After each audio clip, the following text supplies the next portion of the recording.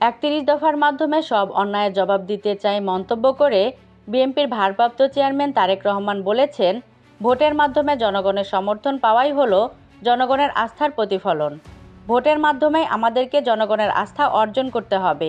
ভোটে আস্থা অর্জন করতে হলে মুখে বললে হবে না, মানুষ জানতে চায় আমরা তাদের জন্য কি করব।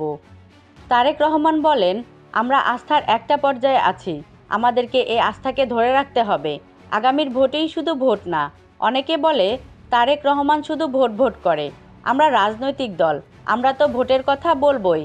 আগামী নির্বাচন করেই কি আপনি বসে থাকবেন? এখন মানুষ জানতে চায় আমরা কি করব, শুধু কথায় চিরা ভিজবে না। বিএনপির ভারপ্রাপ্ত চেয়ারম্যান বলেন, আমাদের বহু সহকর্মী খুন হয়েছেন। জুলাই আগস্ট আন্দোলনে আমাদের ৫ শতাধিক নেতাকর্মী খুন হয়েছেন। আর কোনো রাজনৈতিক দলের এত মানুষ মারা গেছে কি না জানি না আমরা। গত ১৬ বছরে আমাদের দলের বহু নেতাকর্মীর বাড়িঘর, ব্যবসা প্রতিষ্ঠান ভেঙে দেওয়া হয়েছে।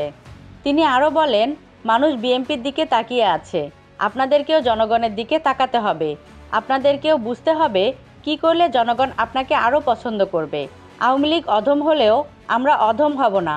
আমরা ৩১ দফা সফল করার মাধ্যমে আওয়ামী লীগের গত ১৫-১৬ বছরের গুম খুন সহ সব জুলুম অত্যাচারের জবাব দেব।